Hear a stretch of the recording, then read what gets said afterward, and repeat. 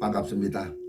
백두대간 인문기행 31화 소백산 부석사 어상 2편입니다.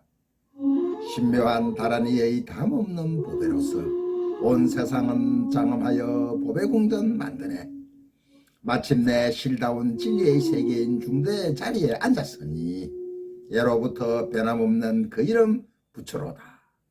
어상의 법성계 마지막 구절을 제가 읽었습니다. 어상은 억지로 웃음을 참고 원어가 내민 석간주 한 잔을 마시고 나서 다시 원어의 얼굴을 바라보았습니다.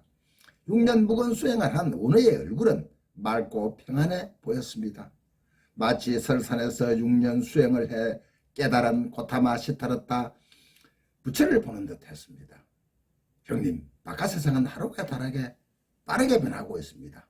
당나라와 연합하여 백자를 멸망시키자 당나라의 소위 선진 문물이라는 것들이 민물듯이 들어오고 있습니다. 우리의 고유 문화는 사라지고 백성에게 좋은 것보다 우리의 미풍양속을 해치는 안 좋은 사치문화들이 먼저 들어옵니다. 앞으로가 큰일입니다. 오늘은 눈을 감았다 뜨며 염주를 돌리며 말했습니다. 사바세계란 원래 그런 것 아닌가? 다 인과응보인데 어떻게 하겠는가? 하나를 얻으면 하나를 얻는 법, 잃는 법, 나무함이 다 불. 어상은 자기가 찾아온 이유를 말하기 시작했습니다.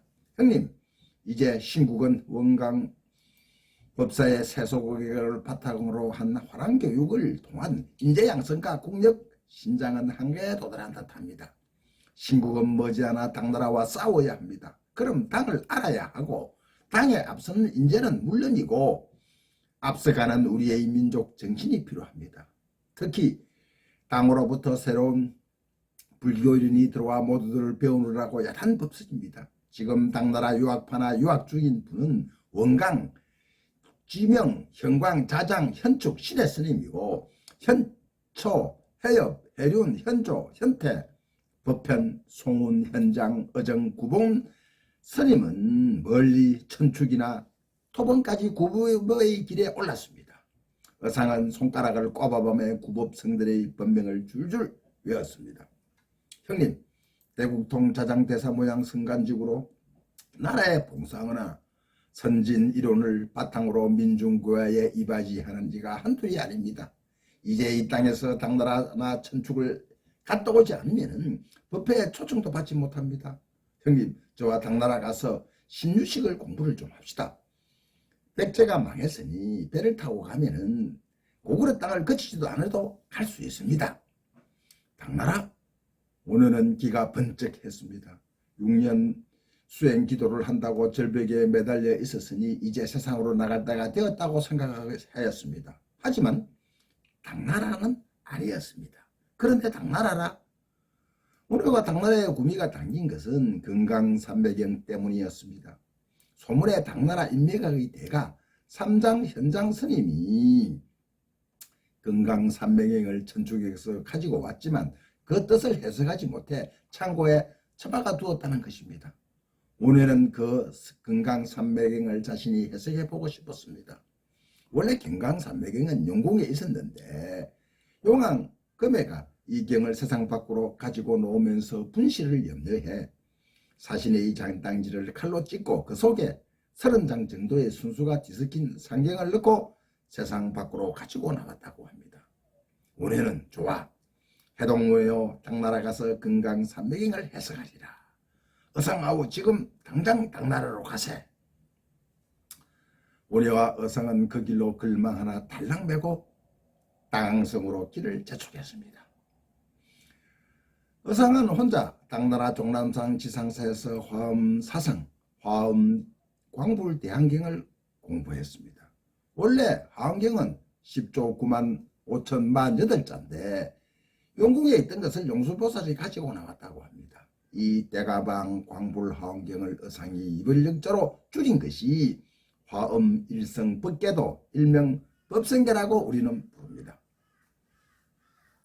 어느 날 밤 당나라 종남산 지상사에서 법계 간문을 정리하고 있는 어상에게 신라 사람이 은밀히 찾아왔습니다. 대사, 저는 신라 김양도 장군의 부관입니다. 지금 당 황제는 신라 김양도 장군을 감금하고 30만 대군과 배 1500척으로 신라를 총공격하려 하고 있습니다. 김양도 장군께서 빨리 이 사실을 의상대사께 알리라고 하였사옵니다. 그러하오. 빈도도 요즘 심상찮은 당고종의 흑심을 짐작하고 있었나이다. 마침 고국으로 돌아갈 참이었소.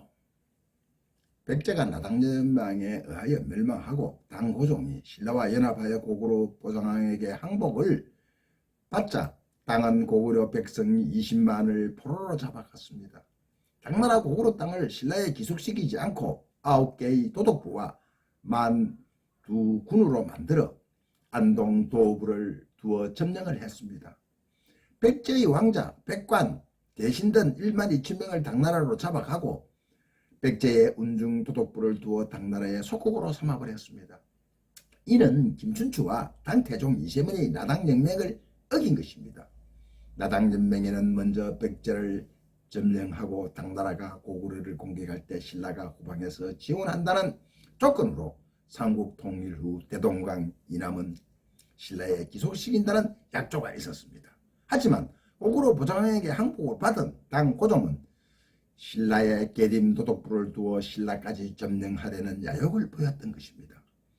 당나라의 흑심을 미리 읽은 문무대왕과 김유신은 몰래 16일을 개발하는 등 당나라 소중방 20만 주둔군과 일제를 차근차근 준비하고 있을 때입니다.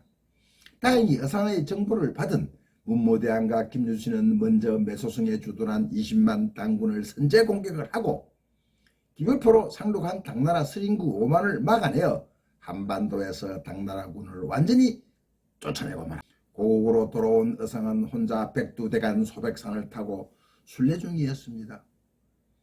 하늘은 높아 뭉게구름을 따라 백두대간 소백산에서 소백산 태백산 마루금을 걷다 보니 작은 봉우리들이 연꽃처럼 피어오르고 봉황이 날개짓을 하고 있는 것 같은 봉황산을 지날 때였습니다.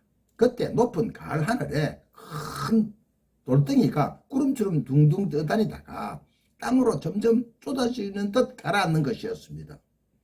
그 밑 땅굴 속에 숨어있던 사람들이 겁에 질려 모두 다 튀어나왔습니다. 하늘이 무너진다, 사람 살려. 500여 명의 무리들이 땅속 움막에서 마구 튀쳐나오자 바위는 요란한 벼락치는 소리를 내며 땅바닥으로 와르르 쏟아졌습니다. 놀란 의상은 땅속에서 나온 사람들을 잡고 물었습니다. 그대들은 누구시오? 예, 스님, 저희들은 고구려 표잠병입니다. 나라가 망하고 갈 곳이 없어 이곳에 자리를 잡고 숨어 풀뿌리로 겨우 살아가고 있습니다.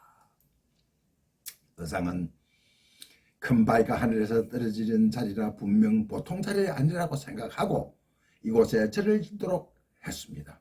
그렇다면 이곳에 절을 짓도록 합시다. 의상의 절을 짓는다는 말에 고구려 표전병들은 두 손을 들고 모두 환호성을 질렀습니다. 500여 명이 석 달간 공사하여 근사한 법당과 절이 되었습니다. 문무대왕을 비롯한 공경대부와 남녀노소가 한때 어울려 낙성식을 거행하게 되니 백두대간 소백산이 영산회상이 된 듯 변하였습니다. 의상은 사자오를 토했습니다. 500여 명의 일꾼들과 사부대장이 한 곳에 모여 한경을 듣게 되니 이곳이 신라 화엄종의 대본산 부석사가 될 것이요. 산은 백두대간 소백산이 봉황이 깃든 것 같으므로 봉황산이라 이름하고 절은 하늘에 있던 돌이 내려와 틀을 잡았으니 부석사라 이름 지었습니다. 하지만 의상은 걱정이 하나 있었습니다. 절은 잘 지어 대중이 살기는 편해졌으나 이 많은 사람들이 마실 물이 넉넉하지 못한 게 걱정이었습니다. 그날 밤 꿈에 의상을 사모한 선묘낭자가 나타났습니다. 스님, 걱정하지 마시옵소서. 법당 마루방 밑에 저희 몸체가 숨어 있으니 저의 가슴을 툭 치면 감로소가 나올 것이니 3,000명은 먹고 남을 것이옵니다. 나리박자 의상은 법당 마루 바닥을 뚫고 내려가 보니 용비늘같이 선명한 큰 바위가 깔려 있었습니다. 의상이 가슴팍에 부풀어 오른 젖꼭지 같은 바위를 살짝 건드렸더니 샘물이 펑펑 쏟아져 나왔습니다. 의상은 두 손을 모으고 감사했습니다. 이는 PC 선묘 아가씨의 원력이요 사랑의 힘이로다. 난무합니다.